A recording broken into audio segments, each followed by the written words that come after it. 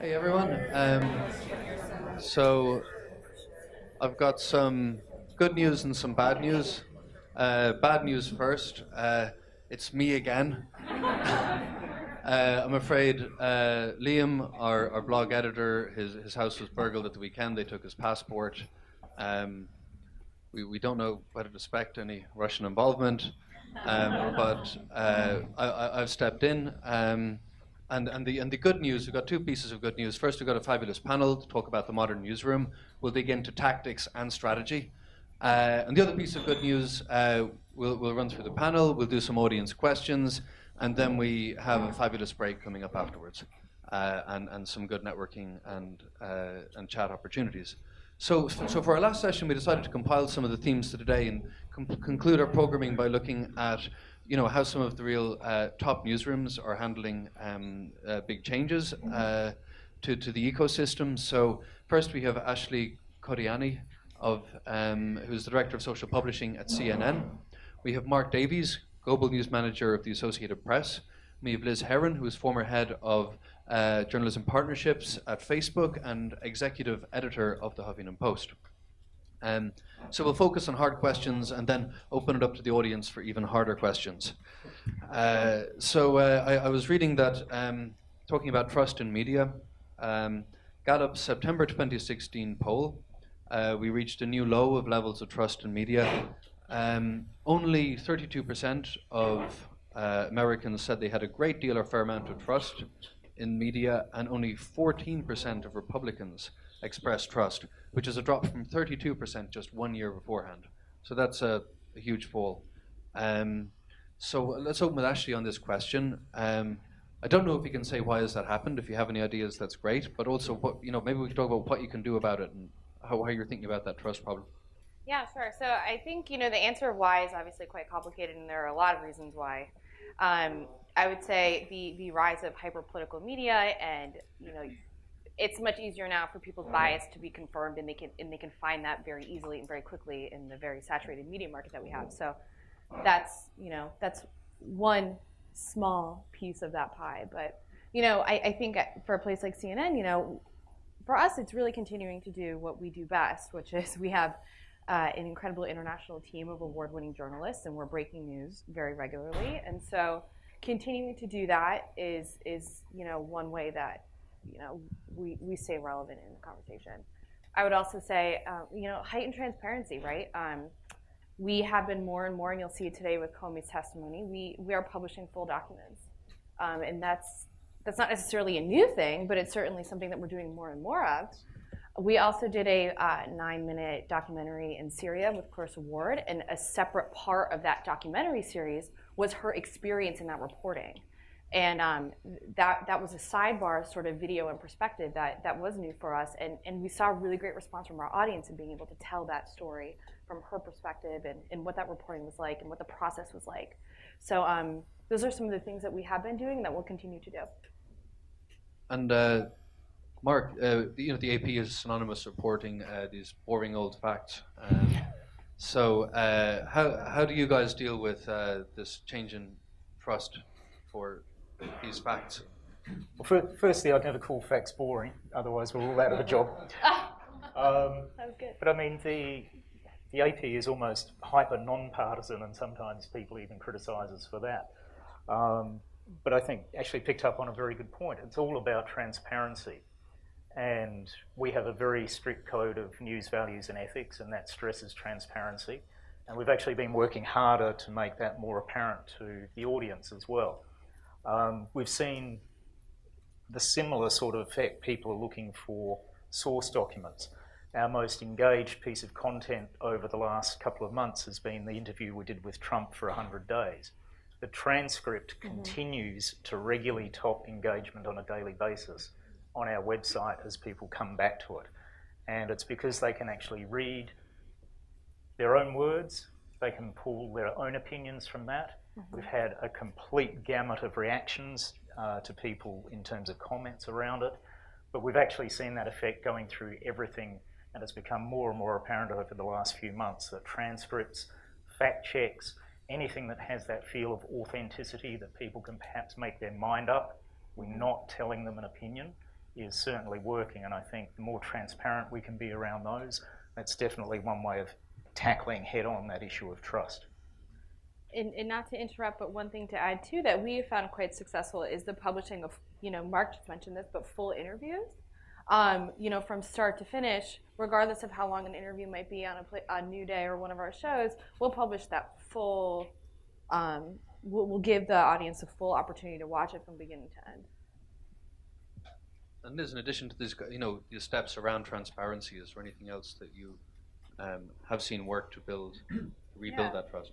Well, first, let me take a crack at maybe why we're at where we're at right now. I think there's a lot of different things going on, but it's a long process. Like, it's been going on for decades, and I think it's there has been an actual concerted effort on the part of some people to encourage distrust in the media for decades.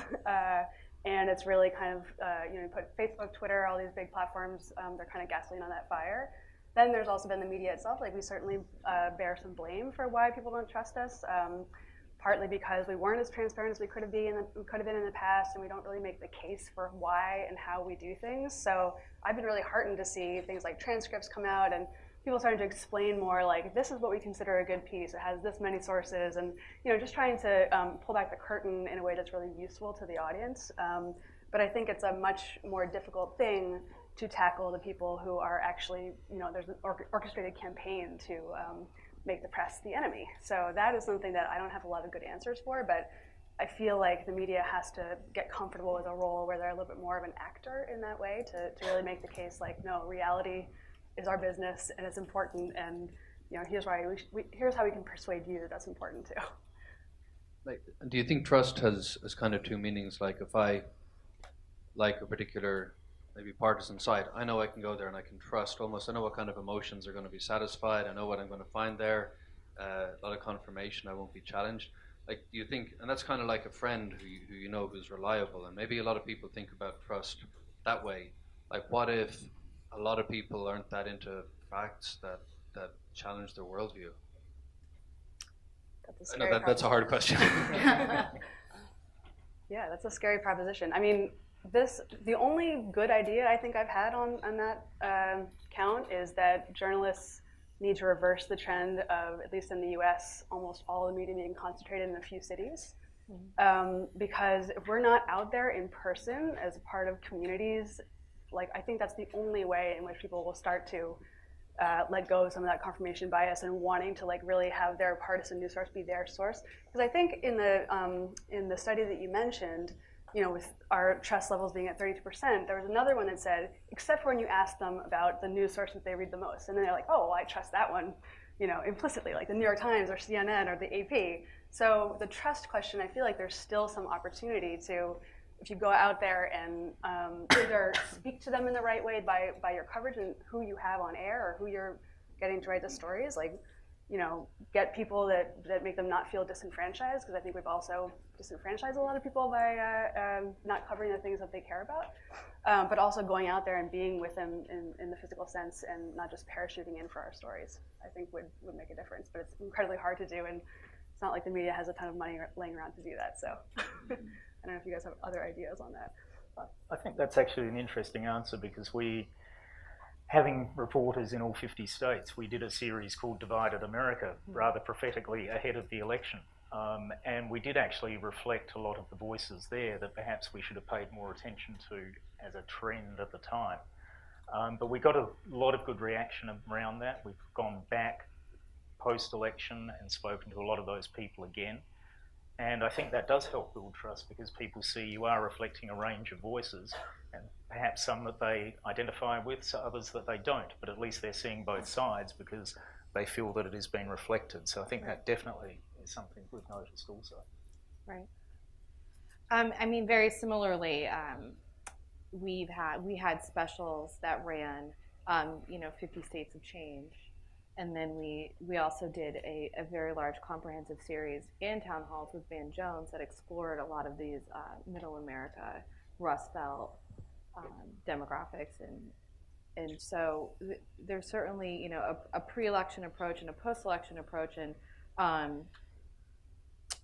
I think is just as long as we keep doing that and diversifying our voices and being, ultimately the challenge is, can you be everywhere all the time?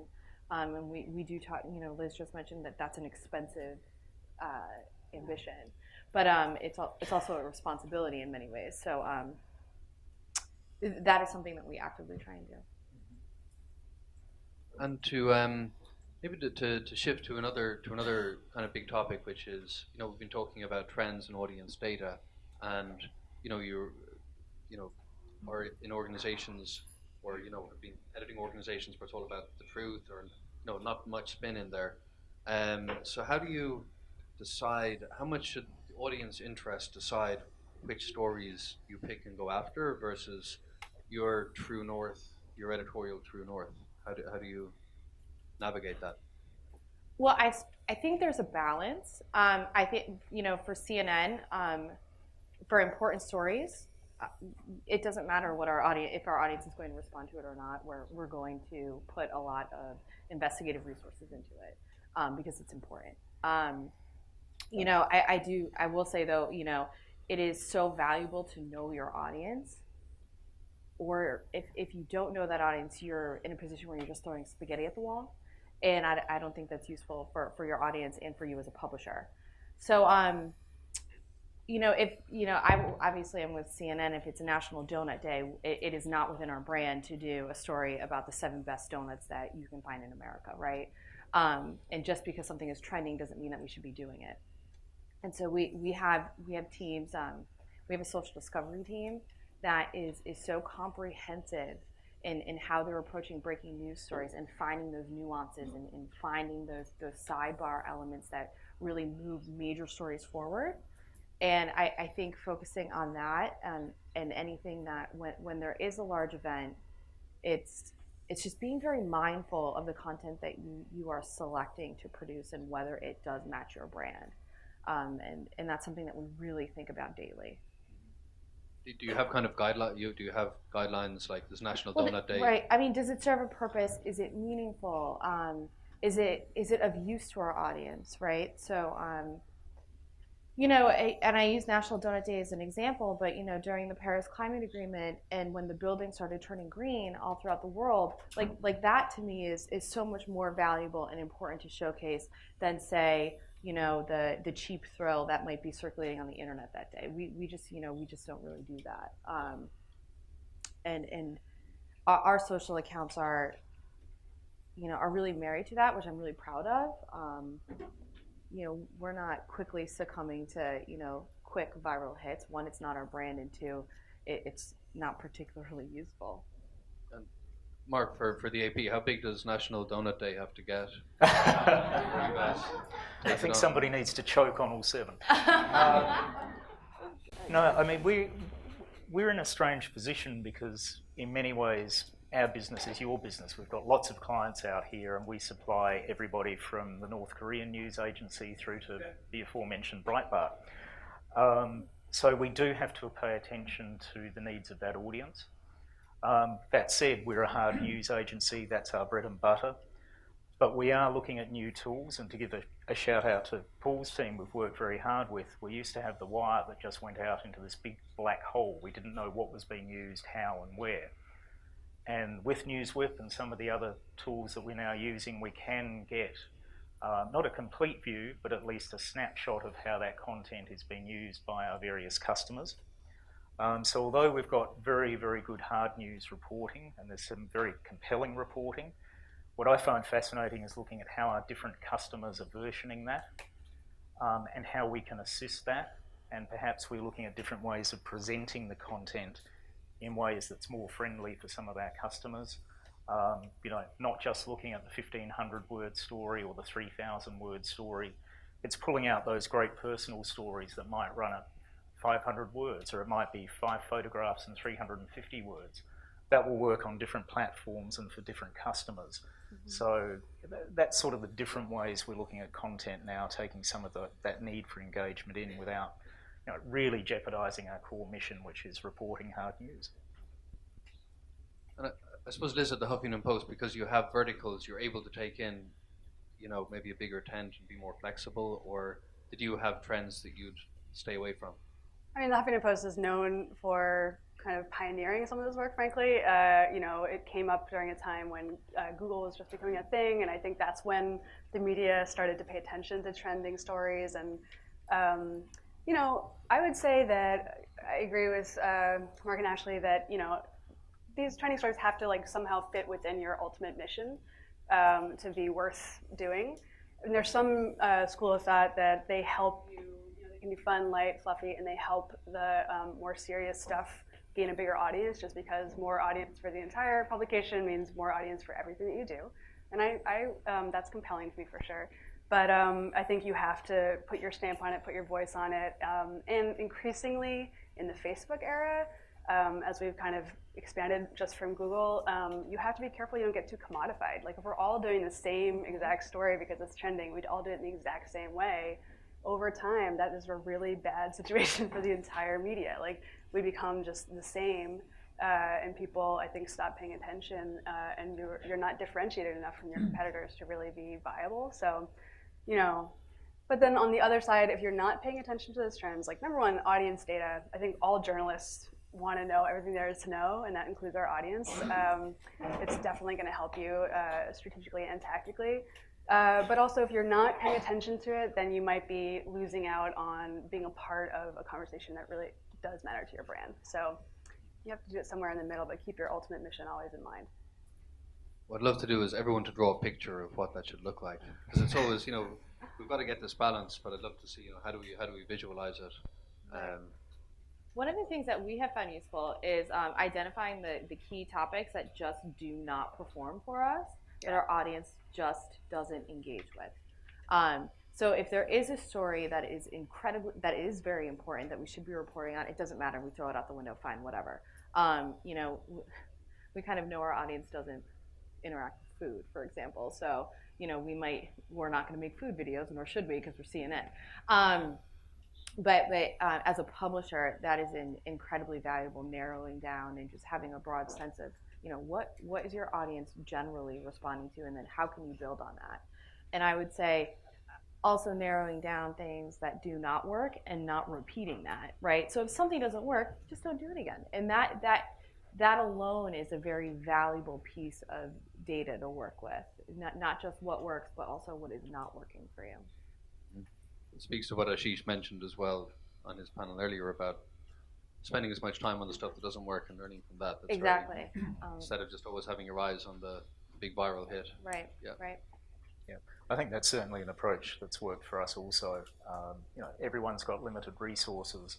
So again, not having perhaps the wealth of audience data that some of you do as direct publishers, we look very much at what hasn't been used across video, photos, text, and we can inform our thinking going forward. Also just looking at things like story arcs as we get better and better metrics. You monster a massive story like the London attacks and you assume it's going to hold attention for a week or more. And what we've seen, maybe not with that example, but a lot of other examples, is looking at the story arc, how quickly attention dips. So again, that's a very good signal for us. We can't necessarily tell ultimate use, but we can see when engagement with the story is falling and act accordingly. Right, right. We've talked about, trust, the trends, how to react to them. Another, big question, the big blue elephant in the room, right? The platforms, the news media and the platform interaction. We'd probably start with you on this one, Liz, because you've worked at, been social media editor at several big publications, executive editor at generally Facebook's #1 publication in terms of engagement with content and in Facebook as well. So, you've got experience with the platforms and partnerships. What are the key, what have been the pivotal points in the evolution of the relationship, and where is it going to go next?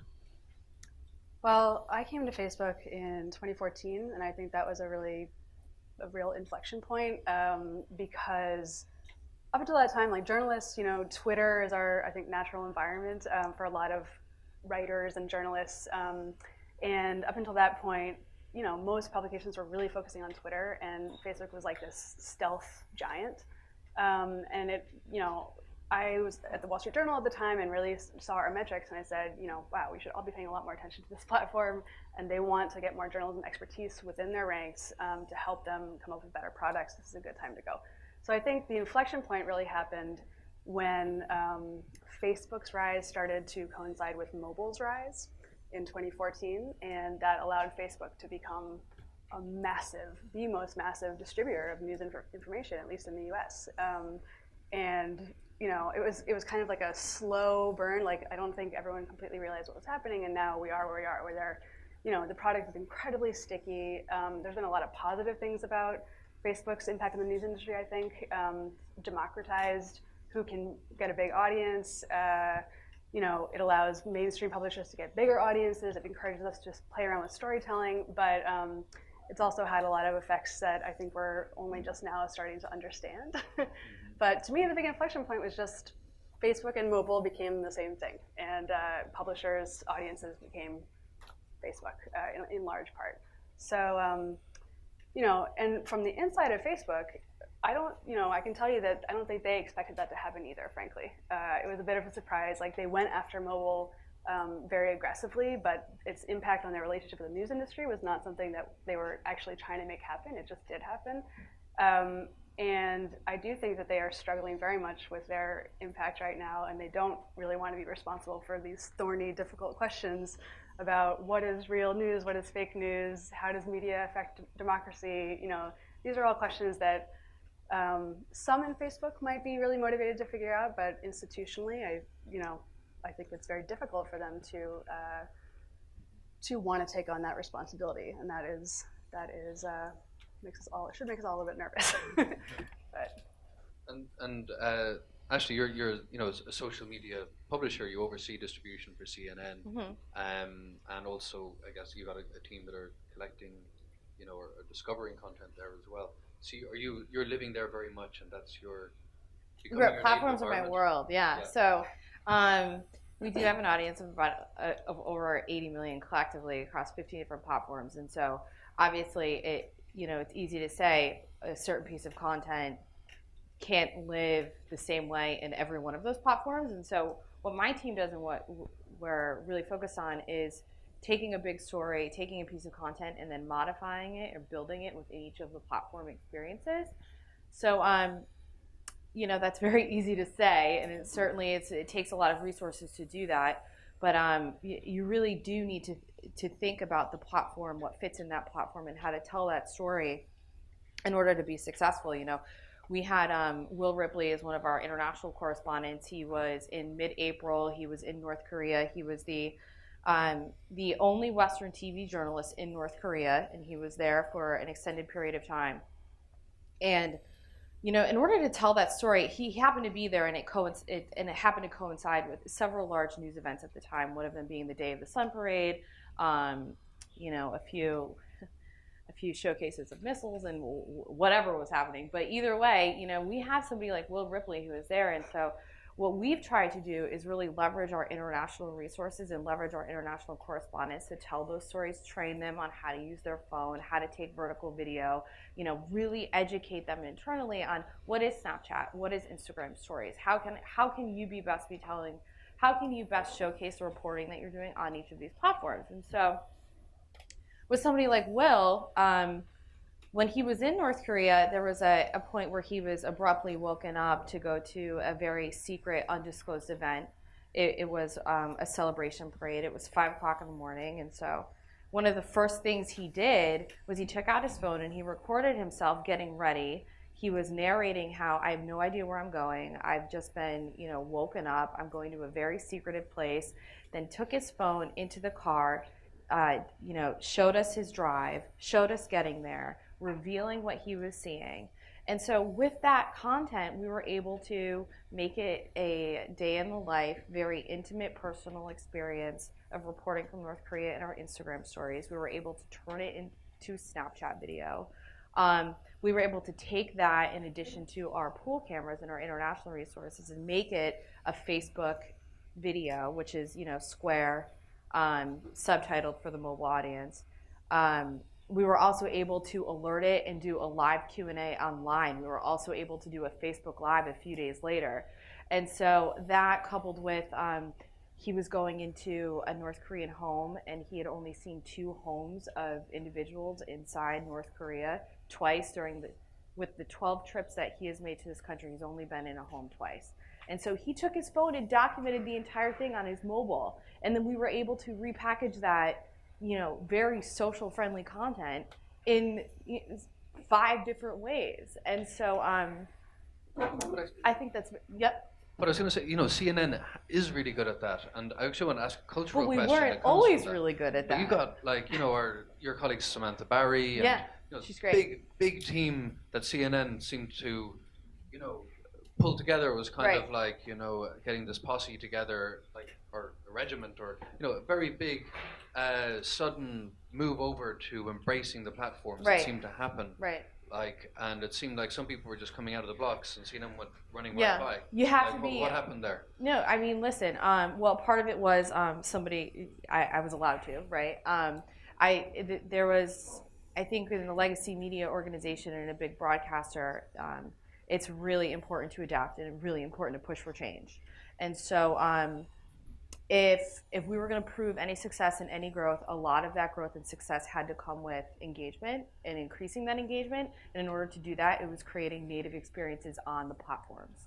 So it was just something that we had to do. And I think we have seen in the last 2 years just an incredible amount of success from that strategy. So yes, I am a big proponent of on-platform content, creating content for a platform. We are on Snapchat Discover. We create original video series for Facebook. We obviously produce and execute large Facebook Live initiatives. Election night is a great example of that. We have spent a lot of time and resources making sure that our producers and cameramen are trained in how to film a successful VR video out in the field. And we've even done, full-on mini documentaries in VR. We just posted one today from months and months of coverage in Standing Rock. So I think it's necessary. And if our goal is to reach an audience, and if our goal is to move all of our incredible reporting forward that we have coming in from all over the world, then it has to be on platform. Can I just say that I totally agree with you, and I didn't mean to be too down on platforms and media. I actually think it's a golden age because it's the smartest people in product, partnering with the smartest people in media to really figure out how to reach people right now. And that's allowed, Ashley was talking about all of these experimentations they're doing and different things, and I think that's totally positive for getting news information to a much wider group of people. The question is just where do you decide to put your resources, and how do you get the legacy places to get excited about doing it? So. And then how do you make all the money? Yeah. Right. That's also. I mean, aren't we all thinking about okay, how are you making the money? Yeah. So, sorry for the interruption there. We can hear that's also a form of storytelling that will be happening outside. But right now, it kind of going to sound like steerage on the Titanic while they're tuning up. So Mark, how does the AP, or can the AP leverage the platforms? Are you one step removed? Can they matter for the AP? We are in that strange position of being still primarily a B2B company, but we do have B2C outlets. We do have an app, we have a website, and we do use the platforms. We only put a tiny amount of our content onto the platforms. I mean, we produce about 4,000 items of content every day. A tiny fraction will go onto the platforms. We do it for 2 reasons. One, we need to see what works out there in order to produce better content for our customers. And one thing we do track very carefully, and again using NewsWhip, is looking at the engagement customers are getting around agency content, because that's a value discussion we have to have with our customers. You used to go in and they'd say, oh, well, we don't use much agency content. You can now show them that, yes, they do. Then the conversation goes, well, people don't read it that much. So we can then go in and say, well, actually, you've got engagement around this. That means you've served advertising. Therefore, you have derived revenue from our content. So knowing how the platforms work, understanding through our own experimentation on them how it's working for our customers is important. We have done Facebook Live, we've done Facebook 360. We have a growing following on Facebook. As I said, the most engaged stories there are the fact checks and the transcripts. And that's still got an amazing amount of engagement around those. But again, you know, we've always been in that position. We can't really compete too hard with our customers and members. So it's a very careful line we have to tread on some of the platforms. Great. So maybe we'll shift gears again, actually, and move over, because we've got a couple of other interesting angles, and this is kind of related, and this is formats, the formats that we're getting our news in. So, you know, a lot of media conferences might have the, you know, let's talk about video. Everyone's got mad numbers, right?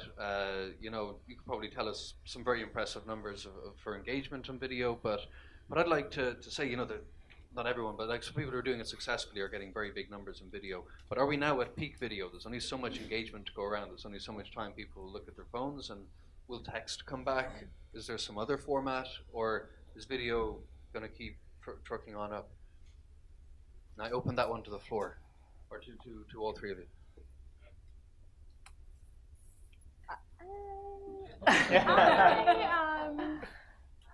I am very pro video. I have been for the last 6 years in my career. I did start at Now This in the very beginning when we started publishing native content to platforms. I don't think we are at peak video. In fact, I think video will continue to innovate. So sure, fine. It was a big breakthrough 5 years ago, 6 years ago, when news organizations started creating original video content for desktop, right? And then we followed a second wave of original video content for mobile app experiences. And then news organizations like Now This, which first launched as an app, had video apps as their property. And then it kind of shifted to native video and on-platform video. Great, fine, that's good. It's kind of where we're at now. We're seeing a lot of success with that. We're seeing a lot of people play catch up with that. We're seeing folks really lead the pack in that, and that's great. I think now we're at this phase, or in the next 2 to 3 years, where, you know, I wonder what the future of VR is, and I wonder what the future of AR is. I wonder how that plays a role in newsrooms, if our consumption habits really will transition that way. Overall, you know, I will say to Mark, though, yes, I'm pro video. I think there's so much more to come with video, so many more ways to use video, especially with mobile. That still doesn't negate the fact that we are getting so much engagement and so much success with these full transcripts and of major news events. How you know, really successful investigative reporting is just doing so well. Where we're not, you know, the chase to get a trending story is no longer where we should be focusing. It's more on there's just so much attention and hunger for all things Comey, all things politics, that you know, it's, yes, peak video, but also peak real, authentic investigative journalism too. So hopefully we're not at peak on that, right? No, we never want that to actually, no dipping in that. But. Mark, is there more demand for video for you? You've got a very good barometer. Yeah, I mean, absolutely. Some of you may or may not know we're actually one of the world's largest providers of news video, and have been for many years, and supply a lot of the clients here in the room. The demand has been going up, particularly for live video, dramatically over the last 3 years. We've probably been producing at least 30 to 40% more live video each year. We now run 4 global live news channels. I don't expect that trend to slow down anytime soon. What we are seeing is perhaps the short instant video clip, the 15-second that is immediately attached to a story or go out on mobile. I think that's becoming very commoditized. Yes, the key raw moments. Yeah. But that, I think, is becoming commoditized. People looking at different ways they can use video. Again, I get a buzz out of seeing the different ways that all of our customers use it. Now This is a customer and do some great things with our video. AJ Plus does some amazing stuff with the video that we provide them. And we're seeing perhaps even a shift in some customers looking at even more long-form video, and perhaps not in the way that we've been doing it, old TV style for the last 3 or 4 years. It's really thinking about how the audience is consuming it on mobile devices and engaging them to 4 to 6 minutes, rather than that minute 20 or even 50-second that people have moved to now. So I think there's still a long way to go in video, particularly in live, and I think some of the interesting things around long form that haven't come yet. I think tomorrow will be a big day for live, most likely, right? Yeah. Correct. What's happening tomorrow? Donut day. So we've got might actually shift because we're running out of time to do one more question that I want to get everyone's take on. The news used to be quite removed. It's like we're reporting in the third person from the satellite looking down on Earth, kind of, And now suddenly the news is in the news.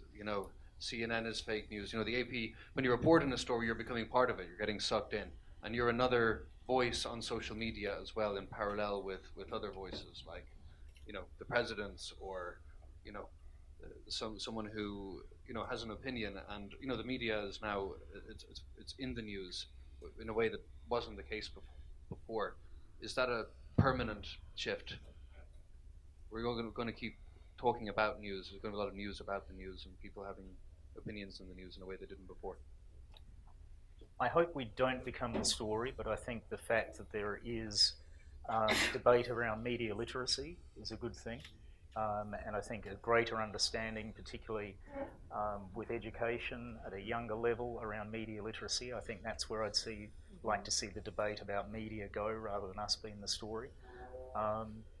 And again, I think the more transparent we are about our methods, our news gathering, our reporting, that helps take the focus off us if people understand what we're doing more and put it back on the storytelling itself. I suspect it's going to be this way for a while because there's an electoral strategy for 2018 to make the media the enemy. Donald, our president is, this is politically at least going to be an environment in which the media has to deal with for the next few years at least. What to do about that is a difficult question. I think to some extent, putting your head down and doing your job is the right answer, but maybe it doesn't go far enough. So as I said earlier, trying to connect a little bit more and pull back the curtain, explain to people why we do the things the way we do them. And to go back to video, I think one really positive, I don't think video is going away anytime soon. I'm actually writing a whole report for the Knight Foundation on it that's coming out soon, so look for that. But one of the positive trends with video is that it's really immersive and kind of, you connect with it on a more emotional level, including with the on-air talent to some extent. And we're in an age where the people who can be really authentic, not in the buzzword way, but actually be a human being on camera and kind of bring the audience along to explain to them, this is why this is important. I am your guide to this in a new way. I think that's a really positive development for media. Fine line between grandstanding and becoming too much the story, but becoming more approachable and relatable, I think, is not a bad thing for the media right now to connect with audiences. Great. Any last words on that, Ashley? I mean, I can't say it any better than Mark did, which is, it's sticking to your core, really good storytelling, really good journalism, and that transparency is key. Let's take a couple of questions from the floor. Richard.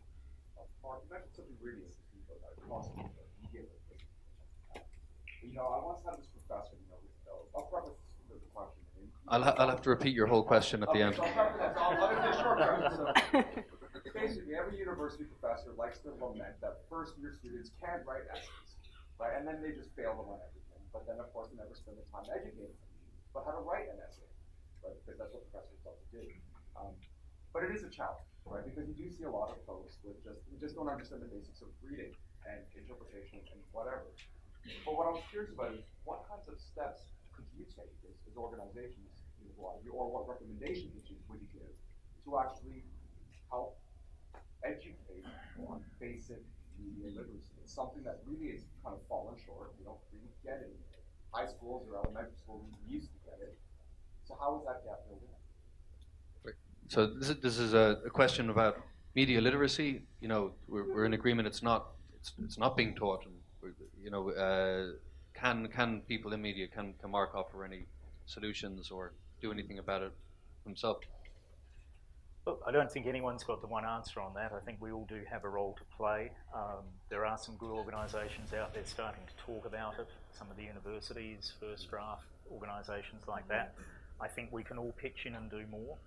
I mean, largely due to costs, there used to be things called newspaper and education programs going back 20, 30 years ago, where newspapers were connected with their local community and doing education at even the primary school level.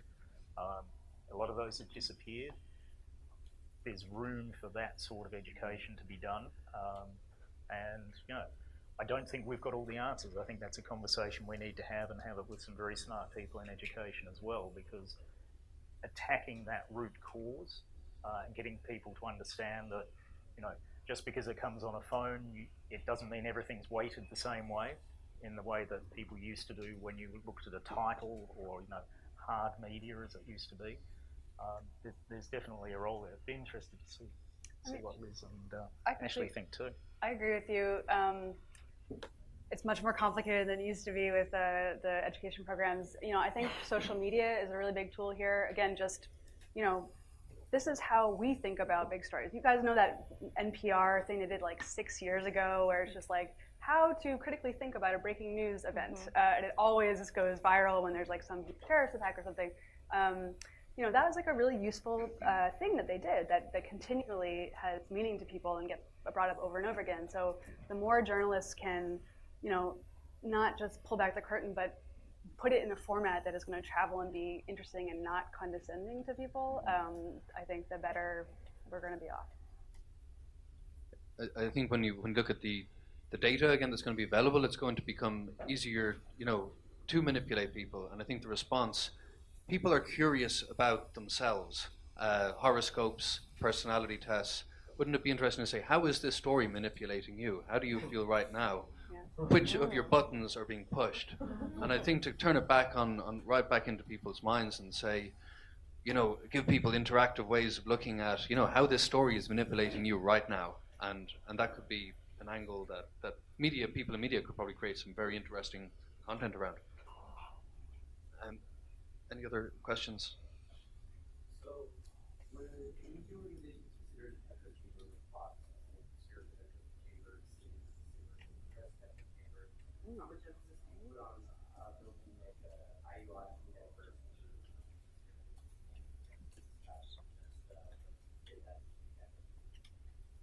That's a great question. How can the media create ideologically diverse teams? So to reflect, I guess, the big tent of America. I think it's incredibly important. I wouldn't ever say that we are within a progressive echo chamber. We are very mindful to be not that whatsoever. Very nonpartisan and central and all of that. So, but I think it's not just like a diversity of views. It's diversity across the board, right? It is so vital to a newsroom. You're telling so many different stories, and you're really trying to understand perspective, and you can't do that if everyone thinks the same. And so I think it's essential to any newsroom operation to have different views and express different things and know different experiences, and so it's crucial. Yeah, I'll just second that I wouldn't think about it as ideological diversity per se, but more women in positions of power, people from different parts of the country, either finding them and bringing them to where your organization is, or letting them work from where they live. Geographic diversity is really important, and often will correlate with ideological diversity. But hopefully news can transcend partisanship, right? And we've seen with this election even that Trump's voters don't necessarily care about the traditional conservative agenda. They care about the economy, they care about the opioid crisis. These are things that that I think if news organizations had a little bit more diversity of experience within their ranks, they might have caught, regardless of, covered a little bit more extensively, regardless of what the political persuasion was of the people who would read or watch those stories. So Yeah, I Mark, think, are you guys 50% Democrat, 50% Republican in the AP? I don't think we're allowed to take a survey. No, look, I'm fortunate in that I work for a company that's in 240 locations. We have an incredibly diverse base of staff. I used to work in our London newsroom as head of video there. I think we had people who spoke 26 different languages plus 6 different Nepali dialects in that newsroom alone.